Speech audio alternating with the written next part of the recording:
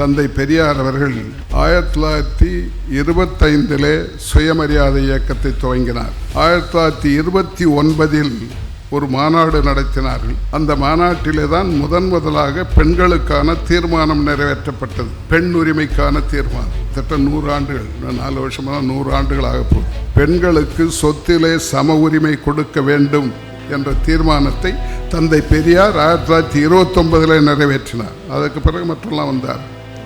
அது மட்டுமல்ல, ஒரு பெண்ணுக்கு தான் விரும்பியவனை திருமணம் செய்கின்ற உரிமையை கொடுக்க வேண்டும் என்று அன்றைக்கு தீர்மானம் நிறைவேற்றினார்கள். காவல்துறையிலும் இராணுவத்திலும் பெண்களுக்கு பங்களிக்க வேண்டும் என்ற தீர்மானம் கூட 29 நிறைவேற்றப்பட்டிருக்கிறது. அப்படி பெண் உரிமைக்காக பாடுபட்ட தந்தை பெரியார் அவர்களை நீங்கள் முன்னிறுத்தி செய்வது மிக மிக பாராட்டத்தக்கது, மகிழ்ச்சியாக இருக்கிறது.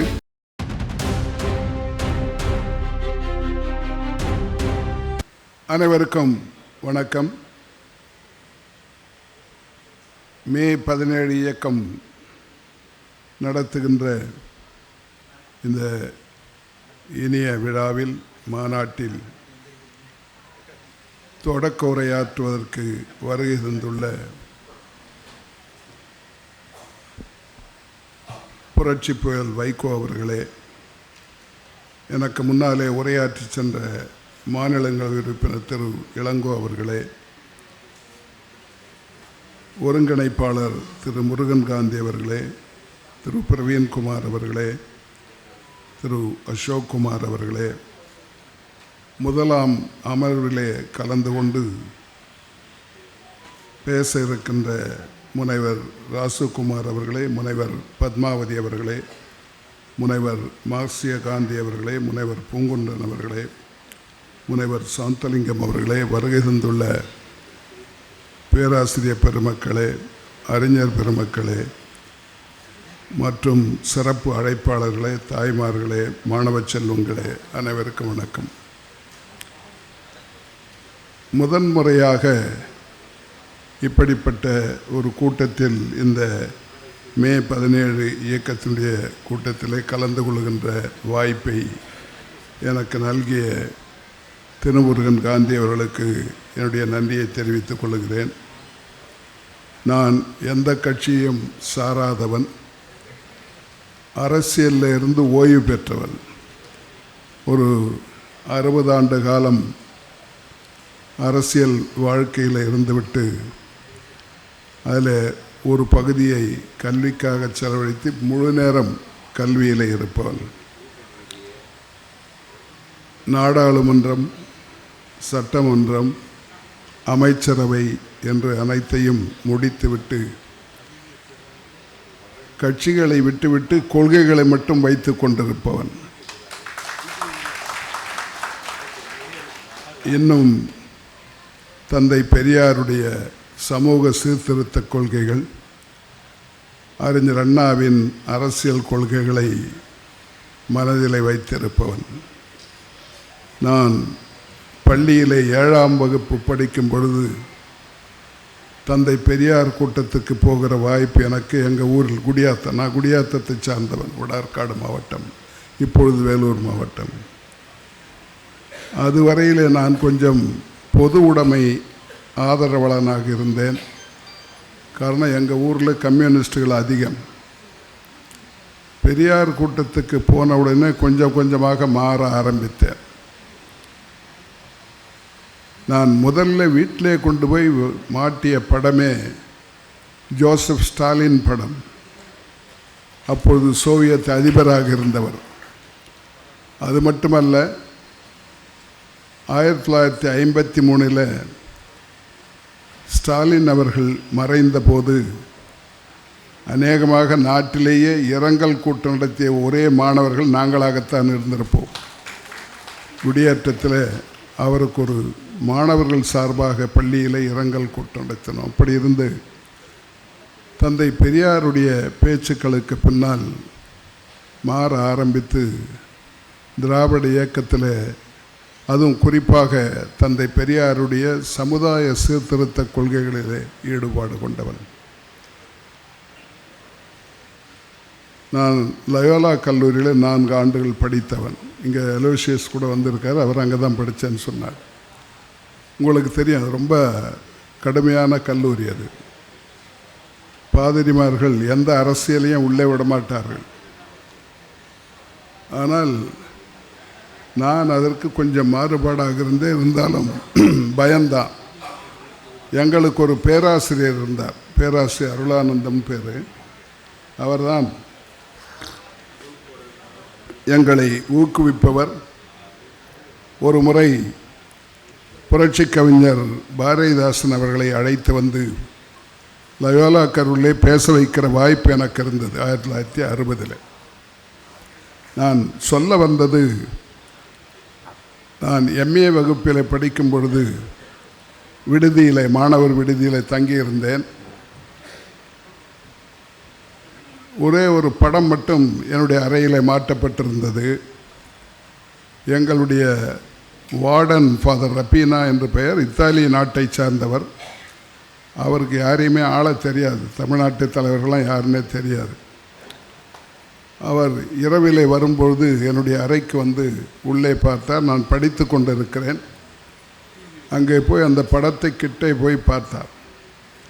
பார்த்து விட்டு இது யார் என்றால் எனக்கு உள்ள பயம், யாருன்னு சொன்னால் என்ன ஆக போகுதுன்னு தெரியாதுன்னு பயந்து அது எங்கள் தாத்தான்னு சொன்னேன். பெரியாருடைய படம்.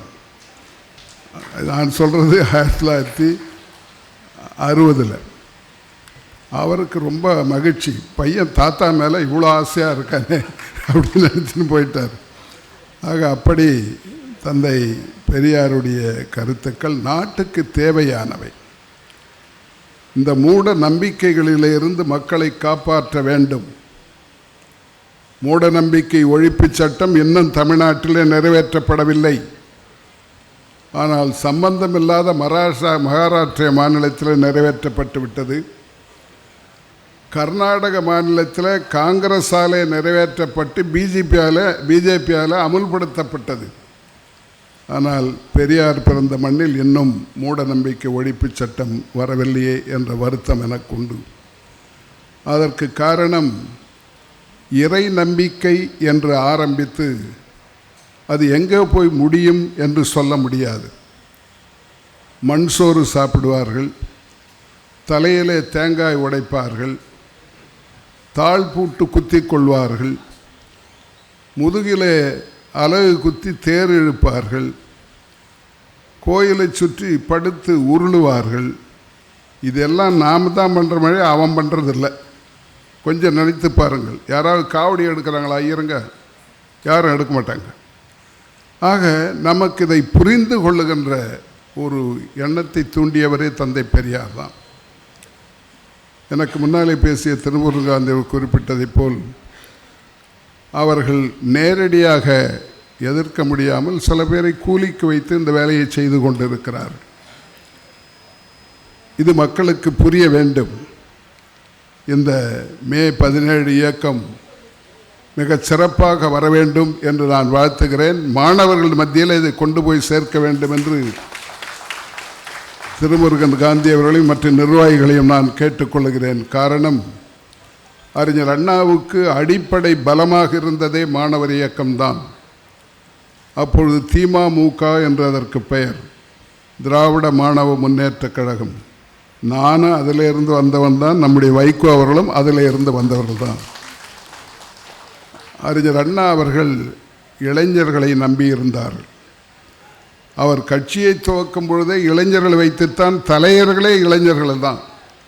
1949 திராவிட முன்னேற்ற கழகத்தை துவக்கும் போது அவர் ஒருவருக்குத்தான் 40 வயது. மற்ற எல்லோரு தலைவர்களுமே 30 வயதுக்கு உட்பட்டவர்கள். நாவலர் நெடுஞ்செழியன், பேராசிரியர் மதியழகன், கலைஞர், ஆசைத்தம்பி, EVK சம்பத் எல்லாமே 23லிருந்து 29 வரை தான். அப்படிப்பட்டவர் உலகத்தில் ஒரு கட்சி அப்படி இருந்ததே இல்லை. அறிஞர் அண்ணா அவர்கள் வெற்றி பெற்றார்கள். அது மட்டுமல்ல, அதை நினைவிலே வைத்து 1967 தேர்தலில் வேட்பாளர்களை தேர்ந்தெடுக்கின்ற போது என்னோடு படித்தவர்கள் எனக்கு ஒரு வருடம் முன்னாலேயும் ஒரு வருஷம் பின்னாலேயுமே கிட்டத்தட்ட 25 பேர் நாடாளுமன்றத்துக்கும் சட்டமன்றத்துக்கும் அறிஞர் அண்ணாவாலே அனுப்பப்பட்டோம். இல்லைன்னா இங்கே வக்கீலாக இருந்தபடி போயிருப்பேன். வேலூரில் வழக்கறிஞர் வேலை பார்த்து கொண்டிருந்தேன். அண்ணா தான் என்னை அழைத்து நாடாளுமன்றத்துக்கு நிற்க சொன்னார். நான் இதை குறிப்பிடுவதற்கு காரணம், இந்த இயக்கம் இளைஞர்கள் மத்தியிலே, குறிப்பாக மாணவர்கள் மத்தியிலே போனால் மிகச்சிறப்பாக பல ஆண்டுகள் இது வழிநடத்துவதற்கு வசதியாக இருக்கும் என்பதாலே நான் நிர்வாகிகளை கேட்டுக்கொள்வது, ஒவ்வொரு பள்ளியிலேயும் ஒவ்வொரு கல்லூரியிலேயும் மே 17 இயக்கத்துக்கு மக்களை சேர்த்து மாணவர்களை சேர்த்து இதை செய்ய வேண்டும் என்று நான் கேட்டுக்கொள்கிறேன். தமிழ் இயக்கம் ஒரு 6 ஆண்டுகளுக்கு முன்னாலே தமிழ் இயக்கத்தை தொடங்கினோம். ஒரு 30 கட்சிகள் அதில் வந்து கலந்து கொண்டார். நான் அதில் சொன்னது, பாதி நேரம் தமிழுக்கு, மீதி நேரம் தமிழருக்கு என்று. தமிழ் மட்டும் வளமாக இருக்க வேண்டும், அதற்கு என்னென்ன வேண்டுமோ அதை செய்ய வேண்டும். இன்னும் பிழையில்லாமல் எழுதுவதற்கே பல பேரால் முடியவில்லை. நீங்கள் செய்தித்தாளை வாங்கி படித்தால் தெரியும், அதில் தலைப்புகளிலேயே ஒருமைக்கும் பன்மைக்கும் வேறுபாடு தெரியாமல் போடுவார். வந்தது வந்தன, சென்றது சென்றன என்பவர்களுக்கு வேறுபாடு தெரியவில்லை. அப்படி இருக்கிற தமிழ்நாட்டில் தமிழையும் காப்பாற்ற வேண்டும். ஆனால் தமிழர்களும் வளமாக பலமாக இருக்க வேண்டும். ஆங்கிலம் உலக மொழியானதற்கு காரணம் ஆங்கிலத்தின் பலமல்ல, ஆங்கிலேயனின் பலம்தான். ஆகவே தமிழர்கள் அப்படிப்பட்ட பலமுள்ளவர்களாக வர வேண்டுமானால் கல்வியிலே நல்ல இடத்தை நாம் பெற வேண்டும். தமிழன் நல்லவனாகவும் இருக்க வேண்டும், வல்லவனாகவும் இருக்க வேண்டும். நல்லவனாக இருப்பதற்கு திருக்குறளை படித்து அதன் வழி நின்றாலே போதும் நல்லவர்களாக இருக்க முடியும். அதை போல இன்னொரு நூல் உலகத்திலே கிடையாது. நமக்கு சொந்தமானது திருக்குறள் என்பதே பெரிய பெருமை. வல்லவர்களாக இருப்பதற்கு கல்வி வேண்டும், சரியான உழைப்பு வேண்டும், வேலை செய்கின்ற வாய்ப்பு வேண்டும். இதெல்லாம் அரசாங்கமும் பொதுமக்களும் சேர்ந்து செய்யக்கூடியது. மத்திய அரசு மாநில அரசு 2 பேரும் ஒத்துழைத்தால்தான் இதை செய்ய முடியும். அந்த ஒத்துழைப்பு எப்பொழுது வரும் என்று தெரியவில்லை. காரணம், இப்பொழுதுதான் திரு இளங்கோ அவர்கள் பேசிவிட்டு போனார். இப்பொழுது நடைபெற்று கொண்டிருக்கிற இந்த மொழி பிரச்சனையை நான் நாடாளுமன்றத்தில் மக்களவையில் இருந்தபோது 1968 இந்த மும்மொழி கொள்கை சட்டமாக நிறைவேற்றப்பட்டது. அதற்கு பிறகு அது மாற்றப்படவும் இல்லை, நீக்கப்படவும் இல்லை, அப்படியே இருந்து கொண்டிருக்கிறது. அப்பொழுது நாட்டை 2ஆக பிரித்தார்கள். ஒன்று இந்தி பேசுகின்ற மாநிலங்கள், இன்னொன்று இந்தி பேசாத மாநிலங்கள். இந்தி பேசாத மாநிலங்களில் அந்த ஹிந்தி, ஆங்கிலம், அவருடைய தாய்மொழி அல்லது மாநில மொழி, இந்தி, ஆங்கிலம் 3 மொழியை படிக்க வேண்டும். இந்தி பேசுகின்ற மாநிலங்களில் இந்தி, ஆங்கிலம், அதோடு any modern Indian language, preferably எ சதர்ன் லாங்குவேஜ் என்றுதான் போடப்பட்டது இந்திரா காந்தி காலத்தில். அது மாடர்ன் இந்தியன் லாங்குவேஜ் என்று போட்டதற்கு காரணம் சமஸ்கிருதத்தை சேர்த்து விடக்கூடாது என்பதற்காகத்தான். ஆக ஏதாவது ஒரு தென்னிந்திய மொழியை, தமிழ், தெலுங்கு, கன்னடம், மலையாளத்தில் ஒன்றை அவர்கள் இந்தி பேசுகின்ற மாநிலங்கள் படிக்க வேண்டும் என்று சட்டம் இயற்றப்பட்டது. ஆனால் இந்தி பேசுகின்ற மாநிலங்கள் 9 மாநிலங்கள் இருக்கின்றன. ஒன்றிலே கூட எந்த தமிழும் தெலுங்கும் கன்னடமும் படிக்கப்படுவதில்லை, சொல்லிக் கொடுக்கப்படுவதில்லை. இந்த மும்மொழி கொள்கை என்பதே இந்தி பேசாத மக்கள் மத்தியிலே தான் இருக்கிறது தவிர இந்தி பேசுகின்ற மாநிலங்கள் இல்லை. இதை யாரும் கேட்டதும் இல்லை. நான் பார்க்கின்றேன், இப்பொழுது புதிய கல்விக் கொள்கை என்று வந்திருக்கிறது. இந்த புதிய கல்விக் கொள்கை நாடாளுமன்றத்திலே ஏற்கப்பட்டது அல்ல, அது சட்டமே கிடையாது. ஒரு குழுவினுடைய அறிக்கை, கஸ்தூரி ரங்கன் குழு என்று ஒன்று அமைத்து அவர்கள் கொடுத்த பரிந்துரையை அரசாங்கம் ஏற்றுக்கொண்டது, அவ்வளவுதானே தவிர அது சட்டமே கிடையாது. ஆனால் அது சட்டத்தை போல் பாவிக்கிறார்கள். அதில் மாநில அரசு கலந்தே செய்யப்படவில்லை. உங்களுக்கு தெரியும், கல்வி என்பது ஒரு காலத்தில் மாநில பட்டியலில் இருந்தது. 1976 எமர்ஜென்சியின் போது இந்திரா காந்தி அம்மையார் காலத்தில் அரசியல் சட்ட திருத்தம் கொண்டு வரப்பட்டு கல்வி மாநில பட்டியலிருந்து பொது பட்டியலுக்கு மாற்றப்பட்டது. ஸ்டேட் லிஸ்ட்லேருந்து கன்கரண்ட் லிஸ்ட்டுக்கு மாற்றினார். அப்படியானால் 2 பேருக்குமே அது சம்பந்தப்பட்டதாக இருக்க வேண்டும். அல்லது முடிவெடுப்பதாக இருந்தால் மைய அரசும் மாநில அரசுகளும் சேர்ந்து உட்கார்ந்து பேசி அதை செய்ய வேண்டும். ஆனால் இதுவரை இது நடக்கவில்லை. அப்படித்தான் நடந்து கொண்டிருக்கிறது. நாம் எ கண்ட்ரி ஆஃப் டைவர்சிட்டி என்று சொல்வார். பல்வேறு மொழி பேசுகின்ற பல மாநிலங்களை கொண்ட ஒரு நாடு. ஆக இதில் யாரும் திடீரென்று எதையும் செய்துவிட முடியாது. கலந்து ஆலோசித்துத்தான் செய்ய வேண்டும். அதுதான் நாட்டை ஒன்றாக வைத்திருக்கும். இந்த இந்தி மொழியை பற்றி இன்றைக்கல்ல, நீண்ட காலமாக உங்களுக்கு தெரியும். தமிழ்நாட்டில் 1937 தந்தை பெரியார் தலைமையில் மிகப்பெரிய போராட்டம், இந்தி எதிர்ப்பு போராட்டம். ராஜாஜி அவர்கள் முதலமைச்சராக அன்றைக்கு இருந்த சென்னை மாகாணத்திலே இந்தியை கொண்டு வந்தபோது அதை எதிர்த்து போராட்டம் தொடங்கினார்கள். அது தொடர்ந்து கொண்டே இருக்கிறது. மிகப்பெரிய போராட்டம் 65 நடந்தது. நான் ஒன்றை உங்களுக்கு நினைவுபடுத்த விரும்புகிறேன். இது வெறும் ஏதோ கட்சிக்காரர்கள் திமுக அண்ணா திமுக திக என்பதல்ல. காங்கிரஸை சேர்ந்தவர்களே இந்தியை எதிர்த்திருக்கிறார்கள். 1948 அரசியல் நிர்ணய சபை கான்ஸ்டியூண்ட் அசம்பிளியில் விவாதம் நடந்தது. மொழியை பற்றிய ஒரு விவாதம் நடந்தது அம்பேத்கர் இருக்கும் பொழுது. அதில் பேசிய தென்னிந்தியாவை சார்ந்தவர்கள் பேசியதை நீங்கள் படித்து பார்க்க வேண்டும். குறிப்பாக டிடி கிருஷ்ணமாச்சாரி, அவர் தான் நமக்கு நிதியமைச்சராகவே வந்தார் நேரு காலத்தில். அவர் பேசியிருக்கிறார்.